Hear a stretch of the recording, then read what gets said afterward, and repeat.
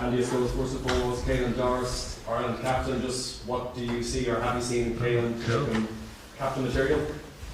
Yeah, a lot, obviously. To put him in that position is a massive privilege for me, as I'm sure it is for Caelan and his family, so let's recognise that first and foremost. But yeah, he's someone that has been on my mind for certainly through the World Cup and how he's come on as a leader, etc.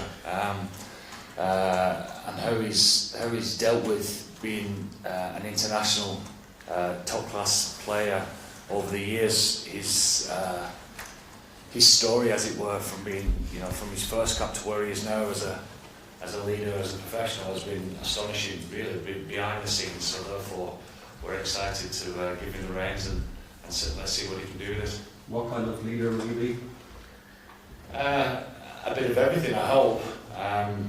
Obviously, it's his first time captaining his country, and he's obviously not done that much for Leinster either. Barring one a couple of weeks ago, captaining the under-20s. He's someone that's unbelievably professional, very diligent in his own preparation. So therefore, because he's so comfortable in his own skin, he's able to think out of the box as far as helping everyone else with the bigger picture stuff, even the detailed stuff of his teammates, etc. And we've seen that flourish massively over the last couple of years, but more so throughout the World Cup. So he's very calm, calculated type of individual that will have that reassurance on the rest of the group. That's Michael.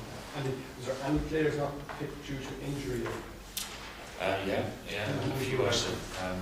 When I did the press conference after Marseille, I honestly didn't know that we had a few doubts. It was only till the next morning actually that these were read up to me. So Pete's got a bit of a calf injury.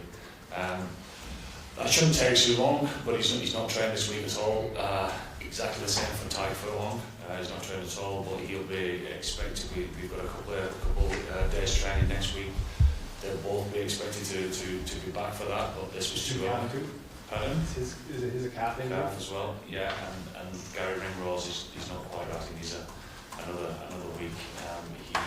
He's likely to be back into training as well next week. And is the same calf for Ty that was causing problems over the last week? Well, same type? Yeah, is that a problem with the two? But this is not a serious issue. I'm sure if this was a World Cup final, we could try and push him to get onto the field. 6 changes quite a lot. Maybe you're thinking behind bringing in. Giving people another chance. Obviously, the lads that took the field last week to build on that, but also keeping competition in the right places. And like I always say, selection it takes all sorts. All sorts of different permutations go through your mind.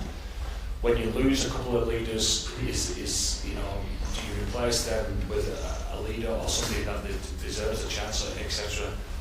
Ian Henderson coming onto the bench will help Caelan, I've no doubt, of making sure that the changing room feels the way that it should be, with Pete and Tyg not being there. James Ryan's chopping at the bit to show his worth and start, and Big Joe's ready to compete again, and then obviously Calvin Nash and Jack get another shot at it. Ryan Bird has been playing outstandingly well to start the game. He's obviously been very good for us off the bench. To start the game is a different challenge for him. Craig Casey's been jumping out of his skin and playing well and deserves a start. So for me, I mean, it's a hell of a pack and a good team at that, so it excites me being able to be in that type of position. Thanks. Hi Andy, no changes in the back three from last week. Is that down to the quality that the team have in the back three at the moment? Well, yes and no, but we do tend to focus on ourselves and on what that looks like. James Lawes hasn't had much game time, so another game under his belt would would certainly help him. Calvin Nash is very inexperienced at this level, so now that the last week is out of the way, he's underway and up and running, so this week would be a different challenge for him. So there's all sorts of things that go into it again, but having Hugo as part of that back three obviously helps those two. Thanks. Andy, you mentioned the injuries there. Did that play a factor in your thinking for the team, or were you always of the mind to make as many changes as you had? I knew early doors that they more than likely wouldn't come through those guys, even though we give them a chance to be able to do that. So it does tend to shape your mind over the early part of the week of what the combination should look like, and who's gonna benefit from the opportunity to keep your team on, because let's face it, we're a week further down the line, so we need to be better than we was last week. Was it a tough conversation to have with Kieran Frawley, who obviously was on the bench last week in the 6-2 split and isn't involved this week, but what you're thinking? Well, again, the 6-2 split, I mean, Kieran Frawley, we all know is ideal to cover off the bench, and not just cover off the bench in his own right, to be able to start a game. I'm sure that he's going to be trying to prove a point within training to be able to do that. Well, having said that, Harry's been great in training. He was fantastic, I thought, in his last outing for Leinster against Leicester, and he deserves a shot off the bench. So when you've got somebody like Harry who could probably play 10, maybe one other position at a push, it's probably harsh enough to put him out of position at this stage in his international career. So that tends to shape, whether it's Kieran or not really. So I suppose keeping the competition there with the tens battling it out, and you've got to try and find an opportunity for other people as well. Kieran? Just the three players who started the Six Nations game for the first time last week, Jack, Joe and Calvin, what do you think that performance did for their confidence, and have you seen any difference in kind of carrying themselves at all this week? It's been an interesting week because our preparation has been really thorough. We've jumped on the chance on the back of what people perceive to be a good performance and a good win over in France to understand where it is that we need to improve, and those three lads are right at the heart of that, because of course there's going to be plenty to improve on and plenty to bank and say, that was good, how much better can it be?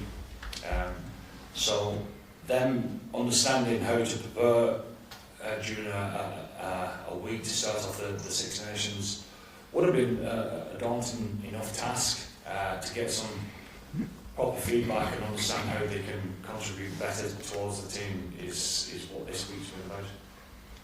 Thanks. So, Andy, different question. What do you make of the Italian lineup, considering that we've lost probably our two best players in Sebastian Negri and Lorenzo Canoe?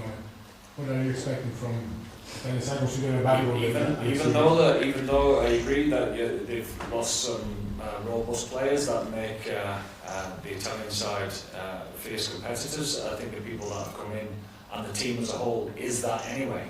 I think what we saw, not just last week, but certainly over the last 18 months from the Italian side. I mean, you go back to the first game of last Six Nations against France. It was unlucky to lose that, so I think the fight's always been there. I think what Kieran brought to the setup over the last few years is still banked as far as the nice, attractive attacking rugby with numbers at the line. It caused a lot of trouble last week, as it's done over the last couple of years. But I think with the way that they played the game last week, there's a little bit more pragmatic and less errors, etc., which means that they're going to be hard to beat. There's no doubt about that.